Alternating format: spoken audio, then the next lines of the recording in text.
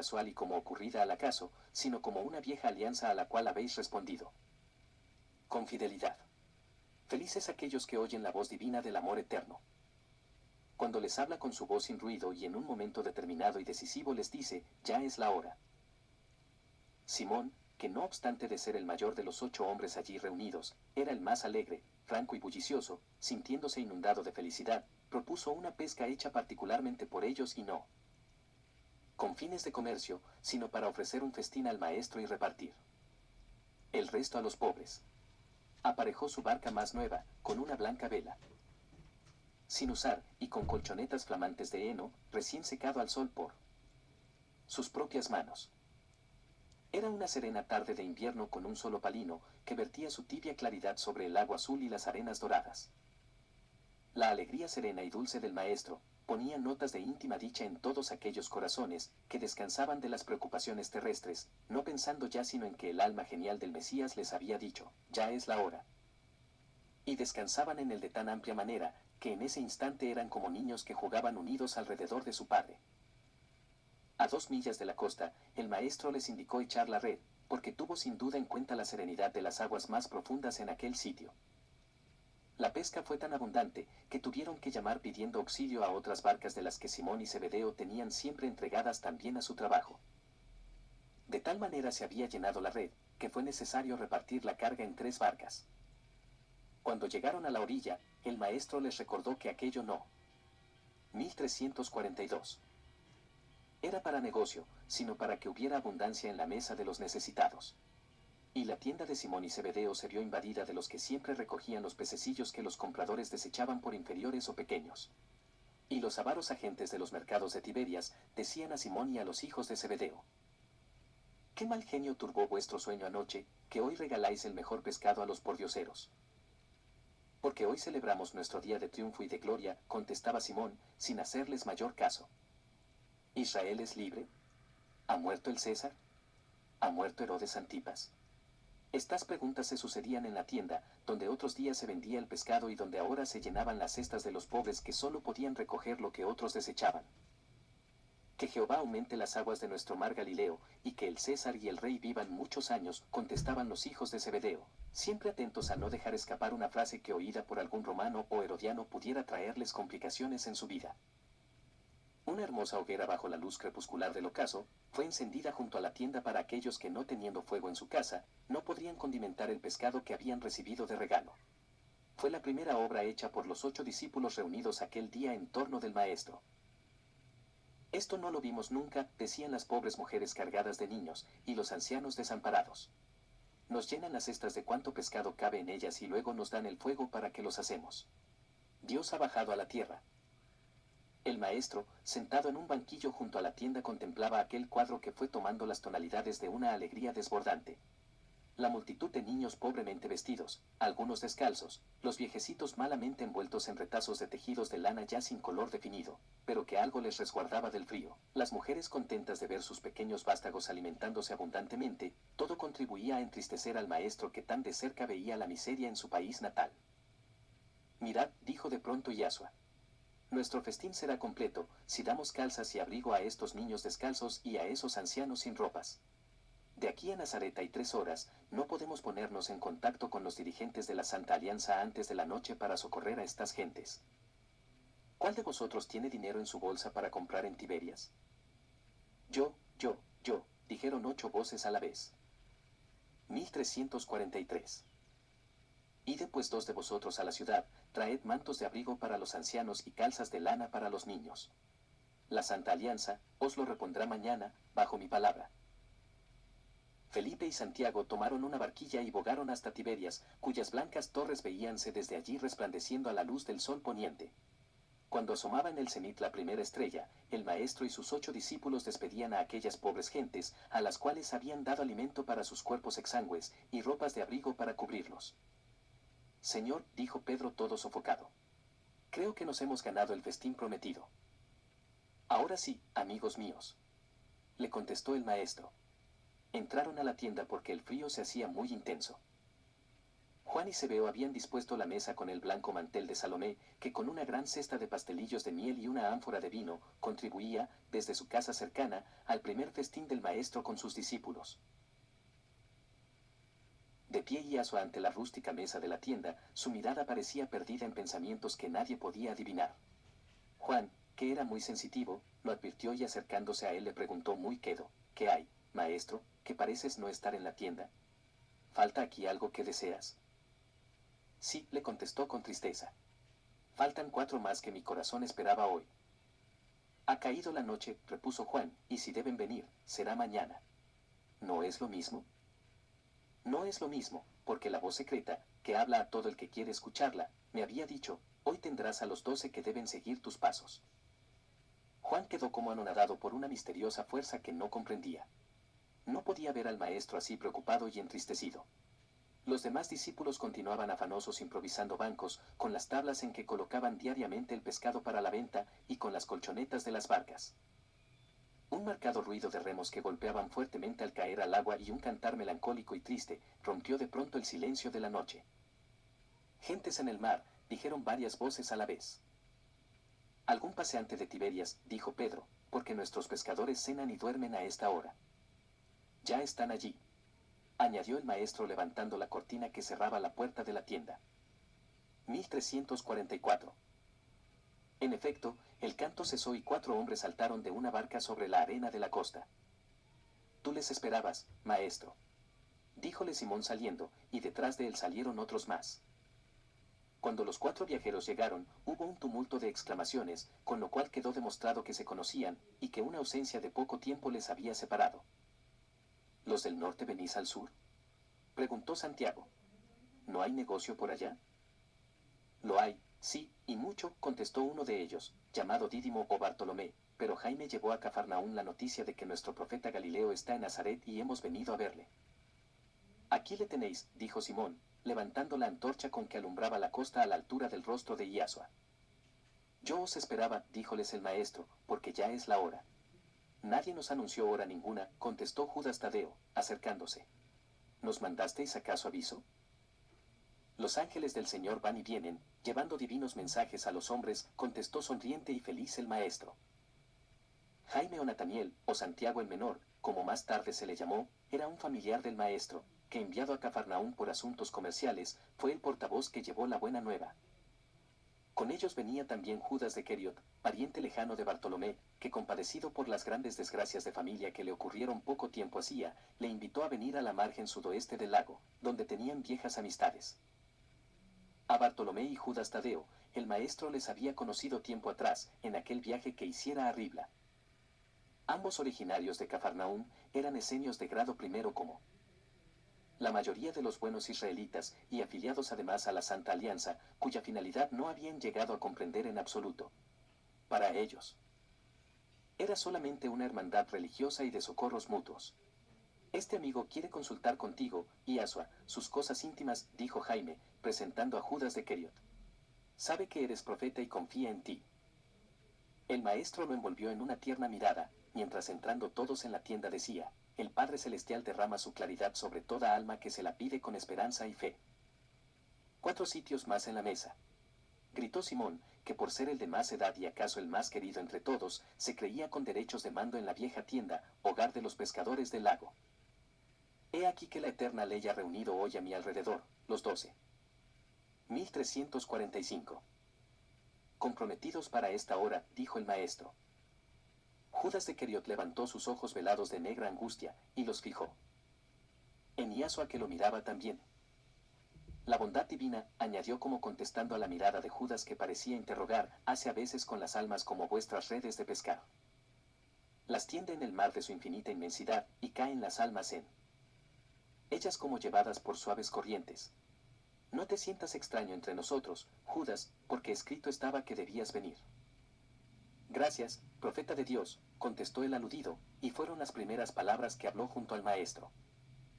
Sentado a la cabecera de la mesa podía observar a todos.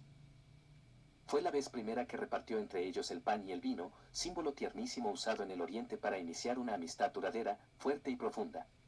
A la orilla del mar de Galilea, bajo una tienda de pescadores, fundó el Cristo aquella noche memorable el místico santuario, cofre de su pensamiento eterno, la hermandad fraternal entre los hombres.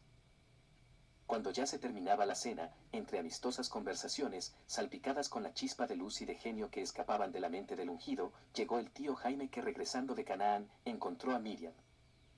Afligida porque su hijo salió a la madrugada para volver al atardecer y era muy entrada la noche. Le acompañaba el abuelo Alfeo. La luna radiante resplandecía de singular manera sobre la hermosa llanura que empezaba a cubrirse de nieve.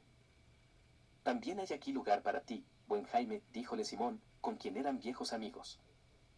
Mi cena ya hizo la digestión, contestó el aludido. ¿Qué hay en casa, tío Jaime? Preguntó el maestro. Nada de nuevo, sino el amor de tu madre que aún te espera junto al hogar. En verdad, creí regresar al ocaso, pero estos 4 que esperaba, tardaron en llegar. Simón, llamó en alta voz. Hospédales en tu tienda esta noche y mañana, que yo volveré al día tercero.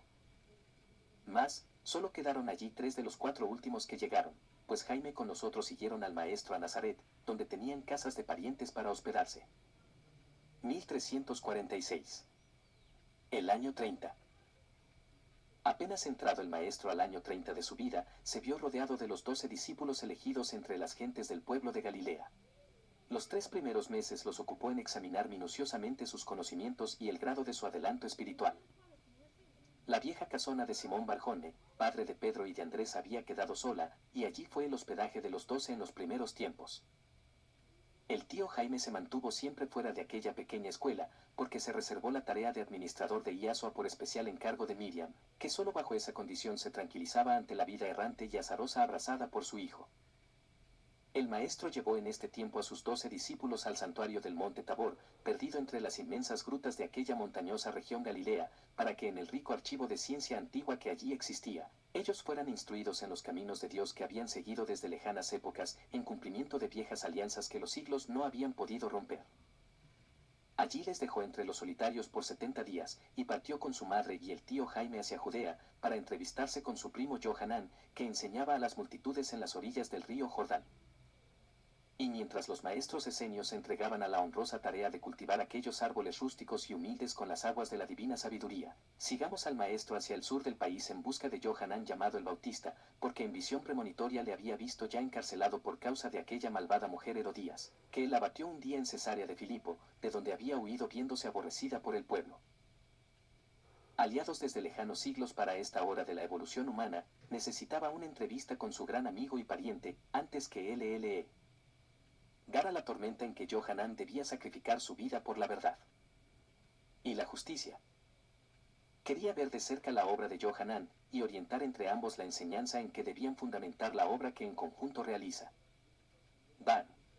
El deseo de su madre de que le acompañase a Jerusalén a las fiestas de la Pascua le dio oportunidad para realizar también sus designios referentes a Johanán.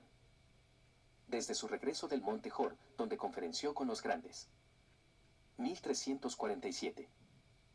Maestros de aquel tiempo, no veía a sus amigos de Jerusalén, y solo por epístolas cruzadas con ellos y por mensajes de los terapeutas peregrinos, o de familiares que viajaban todos los años, habían estado en contacto desde lejos. El príncipe Judá con Neba y Noemí habían regresado de la estadía en su villa de la costa del mar, en la región de Lacio, en la hermosa Italia, segunda patria de Judá, puesto que toda su primera juventud la había pasado entre Roma y el Golfo de Nápoles. Tenían un hermoso niño de 20 meses, al que llamaron Jesuacle. Mente, el cual había traído los cabellos de oro de Neba y la fisonomía. Y ojos negros de Judá. Es nuestro primer regalo para ti, y Asua, le dijo el príncipe Judá, poniéndoselo sobre las rodillas. El maestro estrechó a su pecho aquella dorada cabecita, que le recordaba la Neba y risueña y bulliciosa de la cabaña de piedra, junto a la fuente de las palomas. Aquellos obscuros ojitos tenían la melancolía dulce de los ojos de su padre, cuando 15 años atrás le llevaban los soldados romanos prisionero, destinado a las galeras del César. Y Asua, Judá y Nebai rememoraron al mismo tiempo aquellos cuadros lejanos, que el recuerdo intenso y profundo hacía vivir como una llama que se encendía de nuevo. Que este niño sea el cofre de diamantes que guarde en sí mismo nuestra alianza de amor eterno, dijo Yasua mientras tenía al pequeñín apretado a su corazón. Cual si de tiempo atrás le conociera, el niño se complacía en enredar sus deditos menudos en los cabellos castaños del maestro que le caían hasta el hombro. Dile a este señor, decía Judá a su hijo, lo que serás cuando seas grande. Y el niño, con su media lengua encantadora, que desfiguraba las sílabas y palabras, contestó, soldado del rey de Israel. Elak Ben Faquí con Tirsa y Noemí no estaban en ese instante en el viejo palacio de la calle Comercio, pero llegaron una hora después. Habían acompañado a Noemí a las ceremonias litúrgicas de aquella mañana en el templo. Una criada traía en brazos una criaturita endeble, blanca y mustia, como una flor de poca vida. El abrazo del africano a Yasua demostró a este que la vehemencia de aquella amistad no había disminuido en nada. Tirsa se acercó a Yasua con su timidez habitual y presentándole su niñita, le decía: tendrás que hacerla vivir, maestro, porque esta pobrecilla parece haber traído todas mis angustias del calabozo. Llora siempre y... 1348. Apenas si toma alimento. Yasua dejó al robusto niño de Judá que salió corriendo hacia su abuela, y tomó en brazos la débil niña de Tirsa. Nació en Cirene, decía Faquí, y la hemos llamado Selene porque la reina de los Tuaregs lo pidió así. Tenía más o menos igual edad que el niño de Nebai, pero era mucho más pequeña y no daba aún señales de caminar. Yasua la tuvo en brazos hasta que se despertó. Y él comenzó a hablarle. Desde hoy no llorarás más, Selene, nunca más, y empezarás a andar por tus pies sobre esta tierra a donde has llegado para ser una misionera mía, como tu primo Jesuá. Y así diciendo, quitó la gruesa manta que la envolvía y bajó a la niñita al tapiz que cubría el pavimento de la sala. Tirsa corrió a tomarla temerosa de que sufriera una caída. Déjala, díjole el maestro, no temas, Tirsa, no temas. Todos miraban a la menuda criatura que parecía una muñequita, inmóvil ante las rodillas de Yasua. Vamos, Selene, le dijo dulcemente. Anda hacia tu madre que te espera. La niñita vaciló un momento, y luego con sus bracitos tendidos hacia Tirsa, comenzó a andar serenamente. Y no hubo forma de hacerla parar, pues iba de uno a otro como si la energía que sentía en sí misma la obligase a caminar sin detenerse. Basta, ya basta, le decía Faquí, queriéndola detener, pero la criatura parecía no oír, no obedecer otra voz que al pensamiento de Yasua, que continuaba diciéndole, anda, anda, anda. Cuando él juzgó que aquel menudo cuerpo estaba ya suficientemente vigorizado, la tomó en brazos y la llevó él mismo a su cuna. Ahora duerme, Selene, que el sueño te hará bien. Unos momentos después la niña dormía profundamente. Cuando se despierte, dijo, dadle un baño tibio y luego le dais a beber leche caliente con miel. Era solo falta de energía y vitalidad, pues no tiene mal ninguno. Oh, Yasua, le decía Faquí, siempre serás el mismo Sembra, dor de beneficios por los caminos de la vida. Para eso vine a la vida, amigo mío, le contestó el maestro. Simónides volvió en ese momento del templo, a donde había ido con su hija Sabat. La presencia de su soberano, rey de Israel, como él le llamaba, le colmó de júbilo. Ya perdía casi la esperanza de volver a verte, mi señor, le decía. 1349. Abrazándole una y otra vez. Pero me imagino que ahora es nuestro turno y que mi señor no nos abandonará más. Ahora seré todo para mis compatriotas, dijo el maestro, aunque fuera de vosotros, no encontraré grandes afectos en la tierra natal. ¿Por qué, mi señor? Porque nadie es profeta en su tierra, dice el adagio. Pero eso no va contigo, señor, porque tú eres el que eres en cualquier lugar de la tierra donde pongas los pies. Ojalá sea como tú dices, mi buen Simónides, le contestó Yasua. Miriam y el tío Jaime se habían quedado en casa de Lía, que estando ya muy debilitada por la edad, casi no abandonaba el calor del hogar sino por extrema necesidad. El maestro la fortaleció, hasta el punto de que pudo llegar al templo en esa Pascua, cuyas solemnidades fueron las últimas que vio en el mundo físico. El príncipe Judá y Faquí invitaron al maestro a la vieja casa de Nicodemus, donde ya dijimos antes que tenía sus reuniones la pequeña escuela, sostenida por los 4 amigos, José de Arimatea, Nicodemus, Gamaliel y Nicolás de Damasco. Los 4 habían sido designados profesores del gran colegio, donde se educaba la juventud israelita de alta posición. A fuerza de continuas rebeliones, el estudiantado había conseguido que 4 cátedras fueran dadas a hombres menos intransigentes y más adaptados a las corrientes nuevas que venían de las escuelas de Atenas, de Pérgamo y de Alejandría. Los viejos rectores Hillel, Simeón y Gamaliel, que durante 40 años estuvieron sucediéndose en la suprema dirección de aquella casa de estudios, habían muerto, y la elección de Gamaliel, el joven, como rector, y de José de Arimatea y Nicodemus como regentes auxiliares, fue un verdadero triunfo del estudiantado israelita de aquel tiempo. Mas, como algunos íntimos de los viejos rectores desaparecidos quedaban en sus antiguas cátedras y puestos importantes en el gran colegio, había siempre bandos y litigios entre los antiguos maestros intransigentes y los modernos, más tolerantes con las nuevas ideas. De todo esto resultaba que los doctores amigos de Yahshua se veían grandemente cohibidos en su vida exterior, pues se sabían vigilados por ese enjambre de envidiosos, que buscan aunque sea una pajilla para echar lodo sobre el adversario. El único que quedó más libre de los cuatro fue Nicolás de Damasco, que por no ser originario de Judea, encontró mayores oposiciones para los altos cargos a que subieron sus compañeros. Esta circunstancia le permitía mayor libertad de acción para colaborar en la obra de liberación del pueblo hebreo a que estaban consagrados por completo, el príncipe. 1350.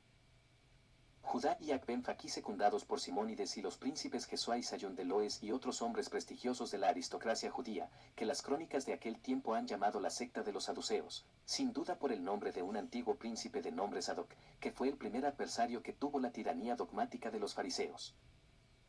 Hecha esta explicación, el lector comprenderá muy bien las precauciones que debían ser tomadas para realizar estas reuniones, en las cuales se estudiaban los medios de librar a la nación hebrea, no solo de la dominación extranjera sino también de la prepotencia del alto clero, que amparados en la ley llamada de Moisés, explotaba al pueblo con los diezmos y primicias, y más aún, con la ordenación de sacrificios de animales por sutilezas que en nada transgredían la ley. Los miembros de esta escuela o sociedad secreta que era como la dirección suprema de la Santa Alianza, soñaban todos con el nuevo reino de Israel, que resurgía de las cenizas gloriosas de David y Salomón, teniendo por sede a Jerusalén y por soberano a Yahshua de Nazaret, el Mesías anunciado por los profetas. El único ajeno a todas estas combinaciones y sueños, era el Maestro, que había fundado la Santa Alianza y contaba con ella para educar al pueblo a base de la verdadera ley divina, y para aliviar sus dolores y la miseria en que se veía. La casa de estas reuniones, ya dijimos que aparecía como sitio de reparto de ropas y provisiones a los pobres, y como taller de tejidos para enseñanza gratuita a los huérfanos o hijos de familias sin recursos para la vida. Esta antigua casona había sido elegida por su situación estratégica, muy adecuada para esquivar la vigilancia de los poderes reinantes. Estaba situada cerca al muro oriental de la ciudad, a 30 pasos de la puerta que llamaban de Josafat o de Betpajé, por su proximidad al estanque de este nombre, y porque daba salida al valle de Josafat poblado de grandes monumentos funerarios, algunos de los cuales tenían comunicación con el sendero de Esdras, que el lector conoció y por el cual realizaban los levitas y sacerdotes esenios obras de misericordia, y aún de salvamento cuando se presentaba el caso. Por aquel sendero habían salvado a los tres sabios del oriente, Melchor, Gaspar y Baltasar, de caer en las manos de Herodes, 29 años atrás. Simónides, el hombre con ojos de lince, según decía el maestro, había examinado aquella casa y había hecho de ella una fortaleza, en el sentido de que fuera apta para desaparecer de ella sin ser vistos, caso de una vigilancia extremada.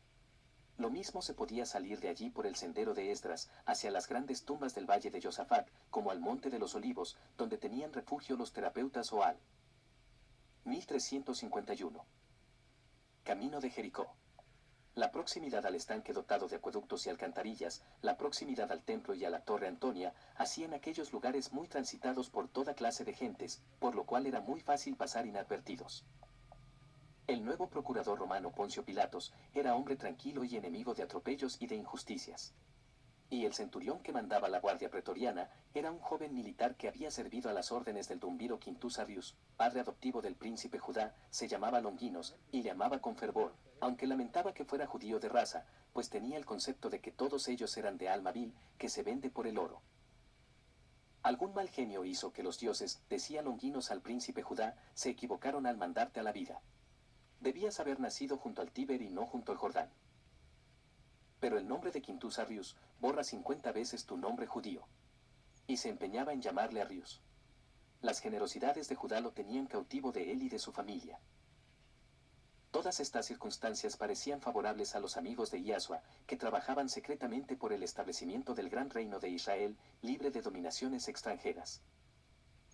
Esbozado así el nuevo escenario, veamos a nuestros personajes, viejos amigos, cuyos sentimientos y forma de pensar no son harto conocidos. En esta casa que fue de la familia de Nicodemus, comenzó la lucha del maestro por persuadir a sus amigos que su camino no era el de las grandezas reales con que ellos soñaban. Las crónicas cristianas hablan de un Satanás tentador que en un momento dado se presentó al maestro, para sacarle de su camino por medio de brillantes sugestiones de poderíos y de riquezas extraordinarias. En esta casa de Jerusalén la tarde aquella en que Judá y Faquí le llevaron a ella, comenzó el sufrimiento intenso del maestro, que debía luchar solo contra el poderoso empuje de mentalidades fuertes que habían forjado y alimentado durante 10 años sueños hermosos y de posible realización, humanamente hablando.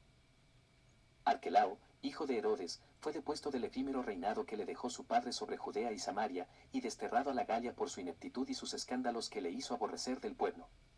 Sus dos hermanos, Herodes Antipas y Felipe, tetrarcas respectivamente, de Galilea y Perea, Traconitis y Batanea, eran personajes secundarios de una tragicomedia que se desarrollaba entre la orgía y el crimen. El Supremo Pontificado era un feudo, del cual el alto clero sacaba el oro a montones, sin atender para nada al pueblo que se debatía entre la miseria, acuya. 1352. Sombra crecía el odio contra los poderes reinantes.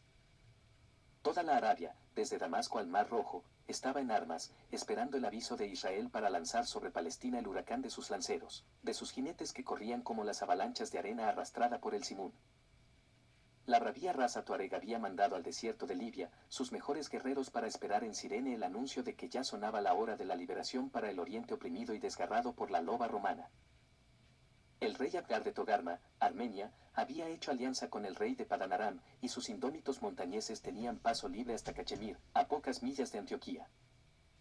Este rey Abgar era descendiente lejano de Asdrúbal, hermano del gran Aníbal, el héroe cartaginés, y conservaba un odio profundo a Roma. El rey Isate de Abenes, hijo de la piadosa Helena, discípula de Baltasar, entraba en la fuerte alianza de principados y reinos pequeños, oprimidos y diezmados por el poderío romano. El lector recordará que Helena era hermana de Noemí, y por tanto tía del príncipe Judá, el alma de este gran movimiento libertador.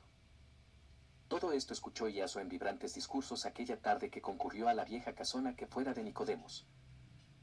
Tú eres un hijo de Israel, de la real descendencia de David, como lo prueba tu genealogía que se conserva sin interrupción alguna desde sus días gloriosos hasta la hora presente, decía el príncipe Judá, con la vehemencia ardiente de su temperamento, redoblado por el grande amor que profesaba a Iasua.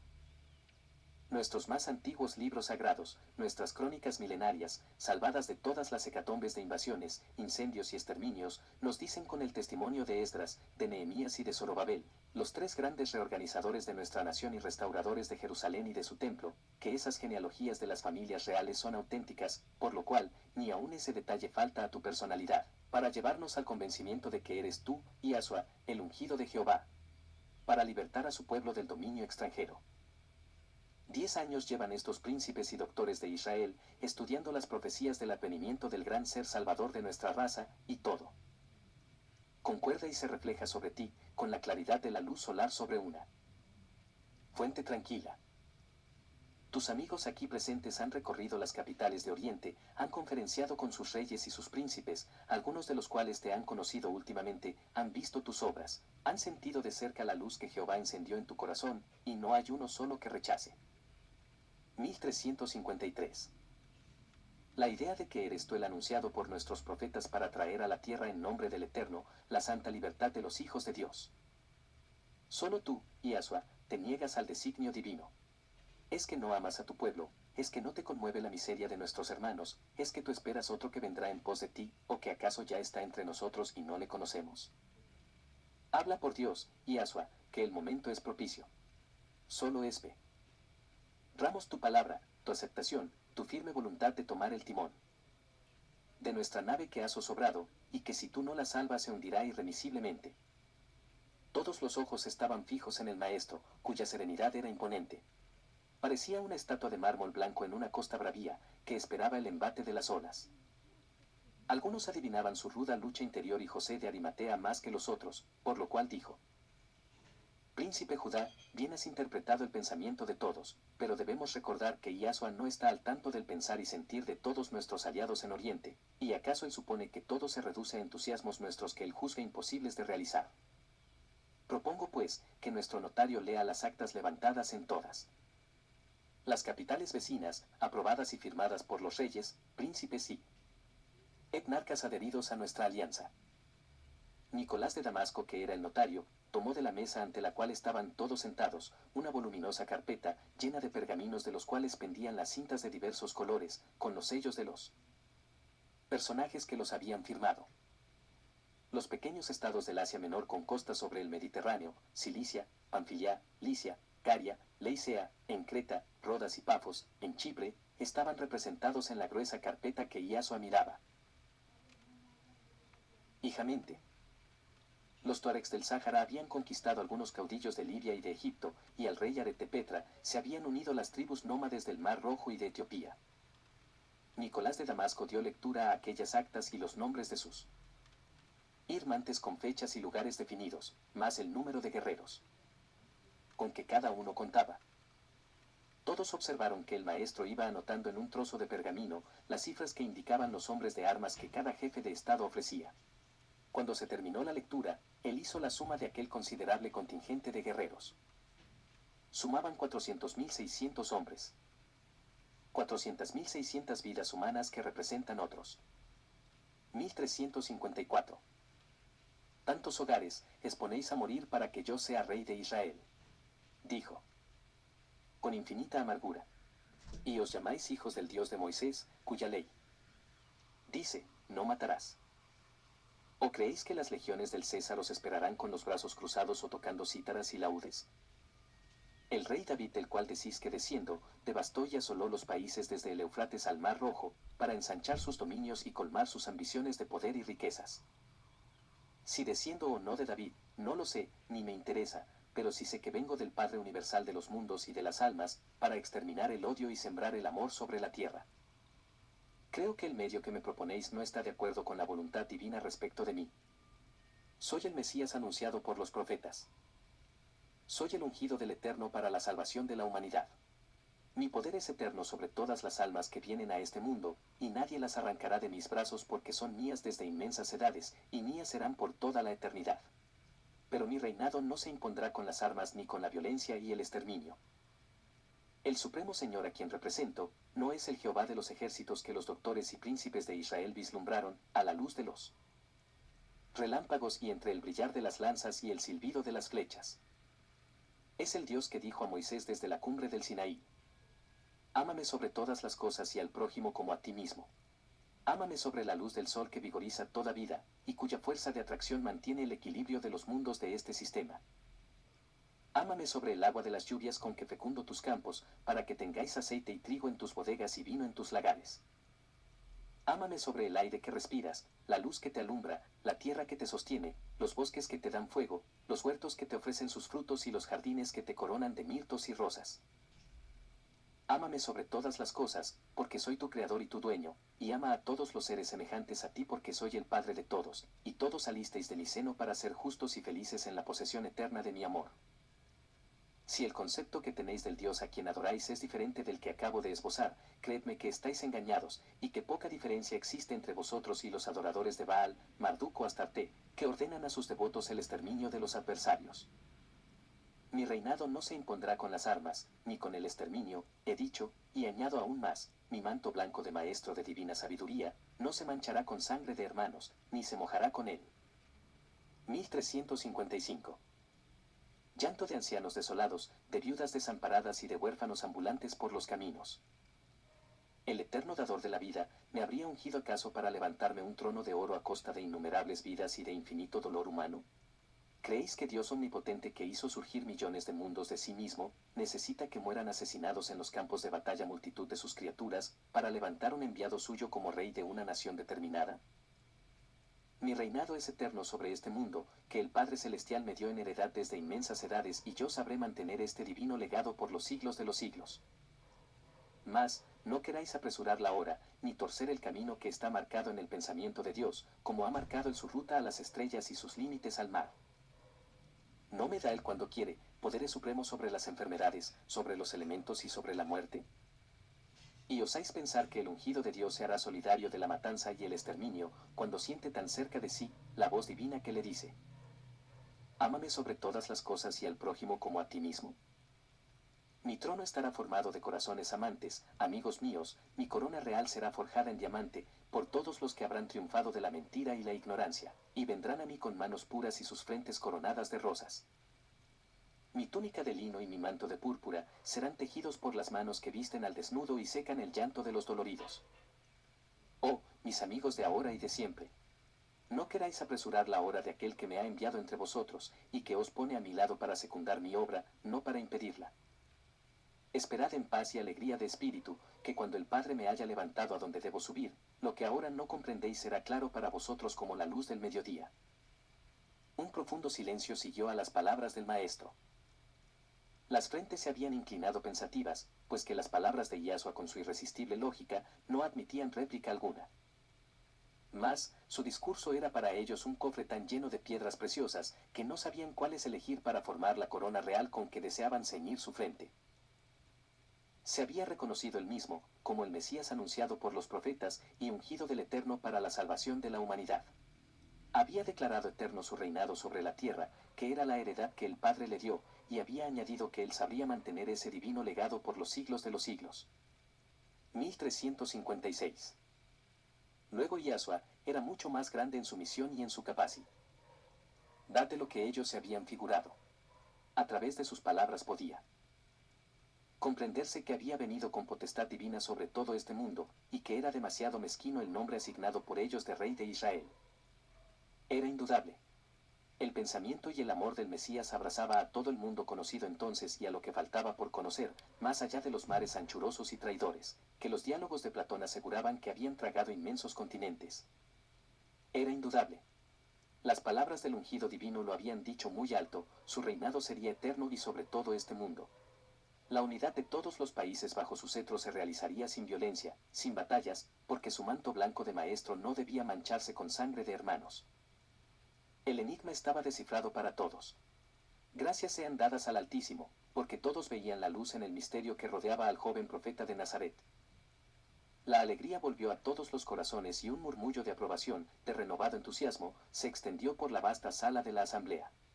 El anciano Simónides, que con los príncipes Jesúa y Sayún de Loes formaban una venerable trinidad de septuagenarios, comentaban ebrios de felicidad. ¡Qué gloria para nuestro Jerusalén! Ser la capital del mundo. Todo el orbe será un solo reino bajo la mano de seda del ungido de Jehová, decía Simónides. Pero, ¿cómo podrá ocurrir tan grande acontecimiento? ¿Qué será del César romano? ¿Qué huracán dispersará sus legiones? ¿Acaso la península itálica se hundirá bajo el Mediterráneo y la orgullosa Roma con su César y sus legionarios irán a ser pasto de los tiburones en el fondo del mar? ¿Acaso algún traidor volcán reventará como un abismo de fuego bajo el templo de Júpiter Capitolino, y Roma quedará reducida a cenizas? Los más jóvenes con el príncipe Judá y Faquí hacían también los más variados comentarios, interpretando de acuerdo con sus más vivos anhelos las palabras del discurso de Yahshua. José de Arimatea y Nicodemo se acercaron a Yahshua, que se paseaba silencioso por la inmensa sala, observando los tapices murales que tenían el doble valor de su antigüedad y de los delicados tintes admirablemente conservados. Mirad este tapiz, díjoles Yahshua, ajeno por completo a los vivos comentarios que se hacían en torno suyo. Ah, sí. Representa a la reina de Etiopía, Saba la Espléndida, con 1357. Su bolsillo púrpura repartiendo su oro entre los mendigos de Jerusalén. Salomón la observa desde el terrado de su palacio, contestóle Nicodemos.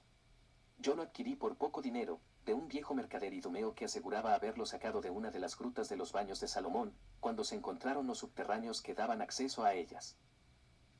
Y Yahshua, dijo de pronto José de Arimatea, creo que el motivo de nuestra reunión es más importante que los tapices. ¿No lo crees tú, así? En efecto, es así, pero ya he dicho cuanto debía decir, le contestó el maestro. Has hablado como un sabio, hijo mío, pero nos has llenado de dudas. ¿Qué hacemos con todos los que esperan fuera de las fronteras del país? Que sigan esperando hasta que suene la hora. ¿Qué más he de decir? Sabes que yo soy un enviado. Aquel que me envía es quien manda y no yo. ¿No lo comprendéis vosotros así? Mira con qué fuego discuten allí. Lástima grande sería perder en la inacción tanto entusiasmo, añadía Nicodemus viendo a los adherentes más jóvenes enardecidos, formulando hipótesis a cual más grandiosa y sublime, sobre los grandes acontecimientos que las palabras de Yahshua dejaban entrever. La dulce serenidad de la irradiación del maestro acabó por tranquilizar todos los ánimos, hasta el punto de que al separarse, todos demostraban al exterior que una grande esperanza había florecido en ellos. El solitario del Jordán. Al siguiente día anunció Yahshua a su madre y a sus amigos que debía hacer una visita a Johanán el solitario del Jordán, como llamaban al que años más tarde fue apellidado el Bautista. Mi señor, díjole Simónides, bien ves que mis años no me permiten la ilusión de ver el día de tu gloria. Déjame al menos que te acompañe hoy, ya que el sitio a donde vas es cercano. El maestro sintió compasión de aquella alma que tan profundamente le amaba, aunque sin comprender a fondo su misión y su obra en medio de la humanidad. Judá y Faquí quisieron también seguirle a los peñascales que rodean el mar muerto, pues habían deseado escuchar hacía tiempo lo que el solitario enseñaba a las gentes. Johanán se encontraba por el momento bastante cercano a Jerusalén. 1358. Pues se hallaba precisamente en el ángulo que forma la desembocadura del Jordán en el mar muerto. En buenos asnos, el viaje era breve, o sea que saliendo de Jerusalén a la salida del sol podían estar allí antes de la caída de la tarde. Yahshua aceptó la compañía de aquellos 3 hombres que habían sido y eran el alma, digámoslo así, de los entusiasmos por la libertad de Israel, que habían hecho correr como un fuego subterráneo por casi todos los estados del cercano oriente. Se sabía amado intensamente por ellos y padecía de verles dormidos en un hermoso sueño, del cual no podía aún despertarles. Comparaba las doradas ilusiones que aleteaban como mariposas de luz en sus mentes, con su pavorosa visión del gran santuario de Moab la noche víspera de su consagración, como maestro de divina sabiduría. Sabía que la terminación de su vida sería con el más infamante suplicio, que solo se daba por entonces a los criminales de raza o descendencia de esclavos. De hacerles una revelación semejante, en esos momentos en que se levantaba como un sol naciente su grandeza de profeta, de maestro, de Mesías, le hubieran creído loco o en caso contrario hubieran precipitado el huracán de la guerra para evitar que el clero judío con la secta poderosa de los fariseos le hicieran daño alguno. Y para evitar estos 2 errores, creyó prudente callar por entonces, a fin de que no entorpecieran el camino que él debía seguir. Salieron pues, nuestros 4 amigos una madrugada para ir hacia la orilla del Jordán donde predicaba Johanán. Simónides, el hombre de la visión a larga distancia, había mandado poner grandes alforjas en cada asno, pues seguramente 1 o 2 noches deberían pasar en el desierto de Judea, en aquellos desnudos peñascales, entre cuyas escabrosas laderas solo crecían espinos silvestres y encinas enanas. Antes debían atravesar la riente pradera de Betania con sus bosques de olivos, de cerezos y de vides. Simónides tenía allí unos antiguos amigos, pues en su mocedad había trabajado en aquellos hermosísimos huertos, donde decía la tradición que estuvo situado el palacio de verano que hizo construir Salomón para la hija del faraón de Egipto, con la cual se casó en su primera juventud. Propuso al maestro descansar allí al mediodía, con el propósito al mismo tiempo de enterarse por sí mismo, si sus agentes habían preparado a los jornaleros de las plantaciones en la forma indicada para la cruzada libertadora que vendría después. Mientras estuvo la Judea bajo la garra de Valerio Graco, el gran enemigo de la familia de Itamar y por tanto de Simónides, el anciano. 1359. Había rehusado hacer demasiado pública la nueva situación suya y de la noble familia a la que estaba unido. Grande fue su amargura, cuando se encontró con la triste realidad de que los viejos amigos, dueños de la famosa granja de Betania, hacía 2 años habían muerto y que solo vivía allí el mayor de los hijos llamado Simón Lázaro, con su esposa Marta, y la menor de sus hermanas, María, de 12 años de edad. Algunas parientas viudas empobrecidas por diversas circunstancias de la vida, estaban recogidas allí. Como es natural, había una gran tristeza en aquella vieja casona, donde la ausencia de los antiguos amos era muy sentida entre la servidumbre y jornaleros de las plantaciones. Lázaro y Marta llevaban 4 años de matrimonio, y como no tenían ningún hijo, la pequeña María era la estrellita azul que iluminaba el hogar. Tal era la situación de la familia de Betania, que tanta parte tomaría más tarde en la vida del peregrino, del gran hombre que había venido a la tierra para derramar la verdad, el amor y la esperanza en todas las almas. Por aquella familia tuvieron noticia nuestros viajeros de que Johanán, llamado el solitario del Jordán, decía en sus predicaciones que el Mesías anunciado por los profetas estaba ya en el país de Israel, oculto por los ángeles del Señor, hasta que fuera el momento de manifestarse a los pueblos. Y les mandaba prepararse en una gran purificación de alma, perdonando las ofensas y los agravios, haciendo limosnas a los necesitados, amparando a los perseguidos, consolando a los prisioneros, y a los enfermos que las leyes humanas arrojaban fuera de las ciudades. El maestro comprendió que el alma de la pequeña María se abrió de inmediato como un lirio marchito, cuyo tallo se pone al contacto de un fresco manantial. Sus bellos ojos oscuros parecían irradiar una luz nueva al contacto de los del maestro, que la miraban con indecible ternura. Lázaro y Marta celebraron grandemente la reacción que observaban en la niña, cuya salud les inspiraba serios temores, pues la veían amenazada de languidez y de una consunción que se iba haciendo más pronunciada cada día. Era de natural tan tímida que no se atrevía a acercarse a la mesa, y entreabriendo una cortina de la sala inmediata al gran cenáculo, parecía una pequeña estatua de la contemplación, cuyos ojos miraban fijamente al profeta.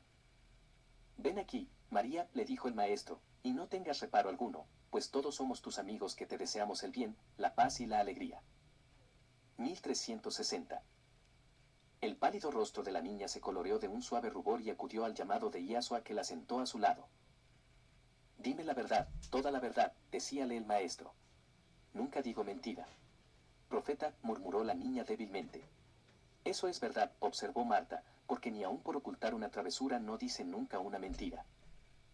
Judá, Faquí y Simónides habíanse apartado con Lázaro al otro extremo del cenáculo, mientras Marta con varias criadas iba disponiendo las viandas sobre la mesa. Informaban a Lázaro de los grandes acontecimientos que esperaban ver realizarse muy pronto en el país. Oh, si tu padre hubiera vivido en este momento. ¿Qué baluarte tendríamos en él para nuestra causa? Decía Simónides al dueño de casa. Es que lo que hubiera hecho mi padre, puedo hacerlo yo, contestó Lázaro. ¿De qué se trata? Bajando mucho la voz, añadió Simónides. Ahí tenéis al Mesías anunciado por los profetas, como, en mi casa, a mi mesa. Pero, ¿es posible? Y los ojos de Lázaro se clavaron en la bella fisonomía de Iasua, que se entretenía hablando con la pequeña María, poniéndose a tono con ella, tal como si fuera un niño de su misma edad. Simónides, Judá y Faquí explicaron a Lázaro tal como ellos lo entendían, todo cuanto a Iasua se refería, sus grandiosos poderes supranormales y los estupendos prodigios que realizaba. Los ancianos de los santuarios esenios le reconocían como el ungido divino que Israel esperaba, y todo el oriente avasallado por la prepotencia de Roma, esperaba el momento de imponerlo como salvador y libertador de los oprimidos.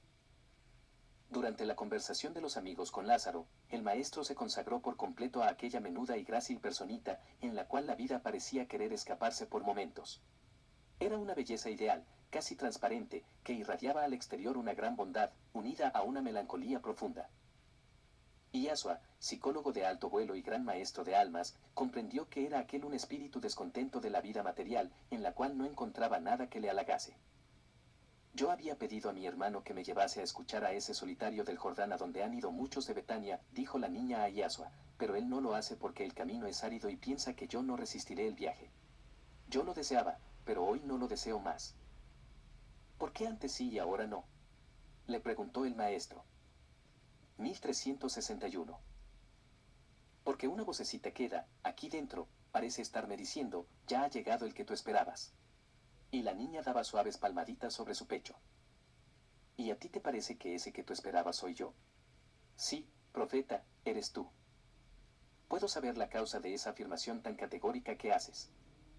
María. Dicen que yo estoy enferma de alucinaciones, profeta, dijo la niña con tristeza, porque veo cosas que no ven los demás. Y yo sé y estoy convencida de que lo que veo es verdad. Cuando murió mi madre tenía 10 años y creí que iba a morirme de tanto llorar.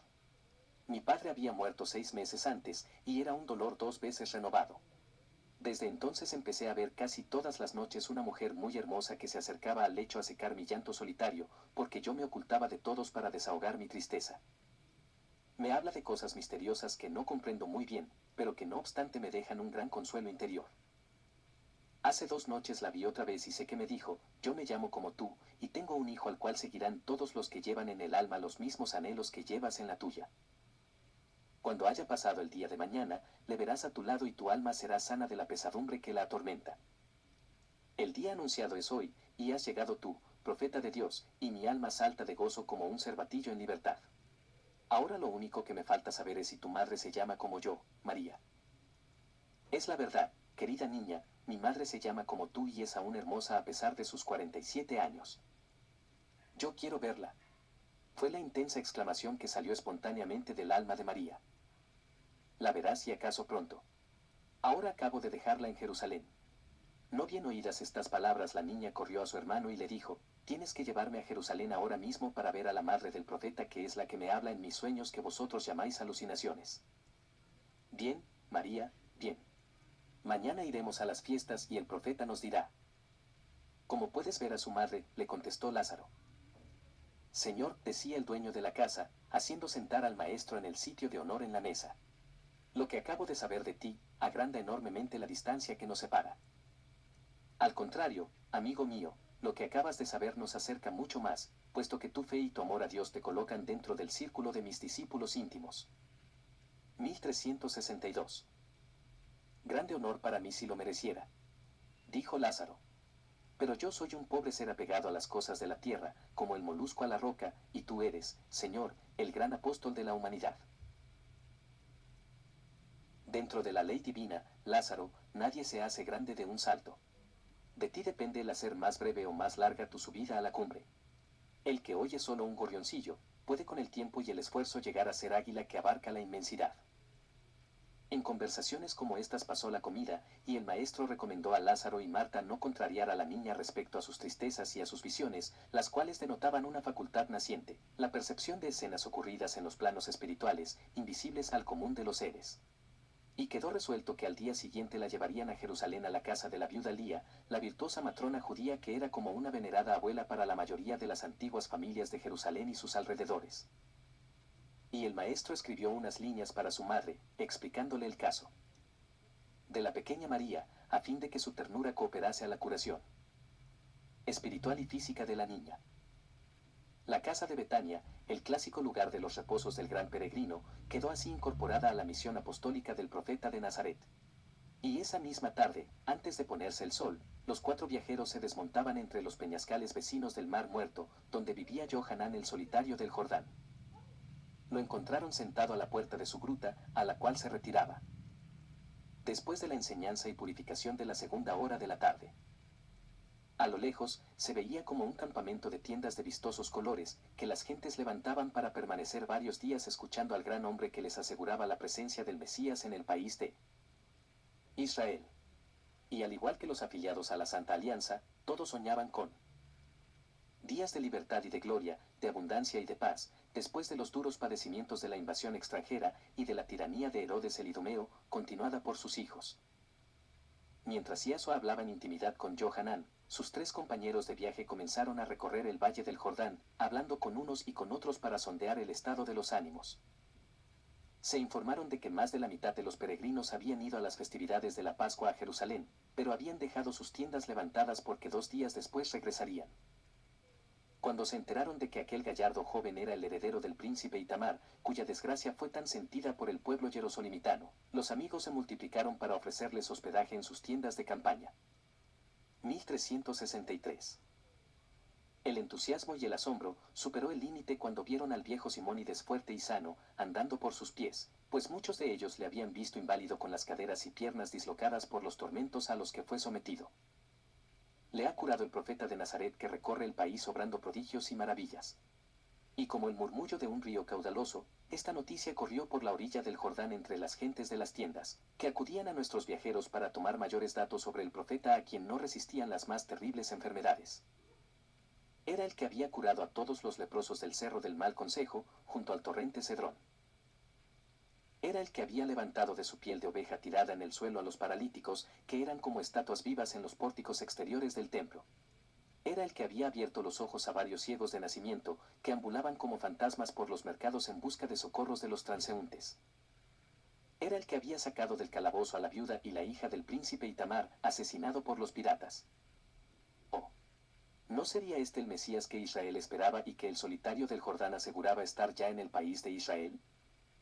Y cuando nuestros viajeros les anunciaron que el profeta estaba en la gruta del solitario en conferencia con él, la efervescencia subió de punto y querían correr hacia él para tocar su manto, para empaparse en la luz de su mirada, para escuchar su palabra, para recibir sus bendiciones. Judá, Faquí y Simónides les tranquilizaron, prometiéndoles que el profeta iría al Jordán y podrían verle de cerca. Hablando estaban aún, cuando vieron a lo lejos la esbelta silueta del maestro, que como una escultura de marfil parecía recortada en el azul opalino del atardecer. Caminaba al lado de Johanan, con el cual formaban un marcado contraste. El solitario vestía la túnica de lana oscura de los terapeutas y su estatura alta y fuerte, su rizada cabellera oscura, su abundante barba negra, sus gruesas cejas, le daban un aspecto rígido y austero que causaba temor. El maestro en cambio vestía todo de blanco, sus cabellos y barba castaños con reflejos dorados, sus dulces ojos claros, la palidez mate de su tez, todo le hacía parecer sutil, delicado, casi como una visión que a momentos se confundía con las brumas malva y oro de la tarde. La ardiente imaginación de Fakí le sugirió esta idea, que la tradujo en palabras. La justicia y el amor caminan hacia nosotros. Cuán joven es el profeta, repetían algunas voces. Parece no. 1364. Tener más de 25 años. Y cuán hermoso es. Añadían otros. Bien se ve que es originario del norte. La Galilea, vecina de Siria, se ha contagiado de la gracia y languidez de los libaneses. Cuando llegaron, 100 ojos curiosos se clavaron en la bella y delicada faz de Yasua, que sostuvo sereno aquellas ansiosas miradas. La paz sea con vosotros, dijo al numeroso grupo de peregrinos que lo observaba. Y contigo, profeta de Dios, le contestaron. Amigos, dijo el maestro, dirigiéndose a sus compañeros de viaje. Antes de que el sol se esconda, entraremos a las aguas del Jordán como todos los que vienen a Johanan el solitario. Y diciéndolo, se quitó el manto que dejó sobre los arbustos de la orilla. Las aguas doradas del Jordán besaron sus pies, y Johanan le dijo: Ni tu espíritu ni tu cuerpo necesitan ser purificados porque fuiste puro y limpio desde antes de nacer. Haz conmigo como haces con los demás, Johanan, porque tal es la ley. Y dobló su cuerpo sobre el agua que corría mansamente, para que su primo Johanan la derramara sobre su cabeza. La gloria del ocaso oriental formaba un resplandeciente dosel sobre el manso río, que se teñía también de púrpura y oro. La intensa emoción de Johanan, cuyos ojos estaban inundados de llanto, la interna evocación del Cristo a sus grandes alianzas espirituales, aquel instante en que él se abrazaba ya de lleno con la humillación de las iniquidades humanas, formó una irradiación tan poderosa de amor en torno suyo, que los más sensitivos percibieron delicadas armonías como voces lejanas que cada cual tradujo de acuerdo con su sentir. ¿No habían oído voces extraterrestres los videntes y auditivos de Betlem la noche del nacimiento de Yahshua? ¿No habían rasgado los cielos sus velos de zafiro y de turquí, para unirse a la tierra derramando sobre ella paz y amor a los hombres de buena voluntad? ¿No es el amor un himno mudo que todas las almas comprenden, oyen, sienten porque es el verbo eterno, la palabra no hablada pero impresa en todas las almas, como un fuego ardiente que el soplo de Dios va encendiendo en toda vida? ¿Qué pasó en los seres que presenciaron aquel sencillo acto, que se les vio caer postrados en tierra con más fervor que si estuvieran bajo las naves majestuosas del templo de Jerusalén? Un hálito divino había pasado rozando las aguas, las florecillas silvestres, las rocas musgosas que bordean el histórico río, testigo de las glorias y abatimientos de Israel. 1365. Simónides, sin saber por qué, lloraba silenciosamente. Judá y Fakí, emocionados en sumo grado, no podían pronunciar ni una palabra. Y todo este complejo mundo de emociones y de sentimientos no duró sino un instante, como una ola de luz que llega y luego desaparece, como una llamarada que se enciende un momento, lo bastante para iluminar un vasto horizonte. Es el Hijo de Dios bajado a la tierra, dijo Johanan en voz baja, pero cuyo eco parecía ir resonando de colina en colina como por extraña repercusión. Y Yahshua pisó de nuevo el césped de la orilla, tomó su manto y continuó andando lentamente hacia la gruta de Johanan. Sus amigos recibieron también la ablución de las aguas del Jordán y siguieron a Yahshua, que continuaba andando sin volver la cabeza. Cuando llegaron a la gruta, anochecía y la primera estrella vespertina encendió su lámpara de amatista con tan vivos fulgores que Yahshua, sentado sobre un trozo de roca, dijo mirándola tiernamente: parece que Venus se asocia a mis pensamientos. ¿Qué piensas, Yahshua, si se puede saber? Le preguntó Fakí, sentándose a su lado. Que solo un amor infinito puede salvar a la humanidad que perece, contestó. Y ese amor se lo das tú, Yahshua, desde largas edades, le contestó Johanan.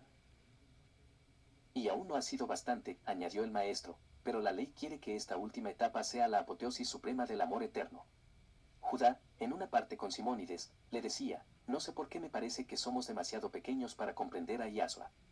Comienzo a verle tan extraordinario, tan diferente de los demás hombres, que su personalidad se va como esfumando en ese mundo desconocido del eterno enigma. Oh, Simónides, padre mío, a veces acaricio enloquecido de felicidad el hermoso sueño del reinado de Iasua sobre el oriente salvado por él, y a veces un frío de muerte invade todo mi ser, cual si me viera acariciando una quimera que se desvanece ante mi vista. Quimera. Oh, niño, no digas eso ni jugando. ¿Y las profecías, y la fe de nuestros padres desde Adán hasta ahora? ¿Puede ser todo ello derrumbado en un momento como un torreón de arenilla dorada? No, no y mil veces no. Que ignoramos la forma y los medios por los cuales Jehová realizará sus designios, es verdad, pero esta ignorancia nuestra no significa que no sucederá. Amigos, dijo Yasua, por hermosos que sean los sueños, la vida. 1366. Humana pide sustento, y Faquí y yo hemos preparado la cena. ¿Nos acompañáis? El príncipe Judá volvió a la vida real y contestó al maestro. Vamos, Yasua, vamos. Y alrededor de un mantel. En sus íntimas confidencias Johanan refirió al maestro la espantosa lucha que sostenía con las fuerzas del mal, representadas fielmente por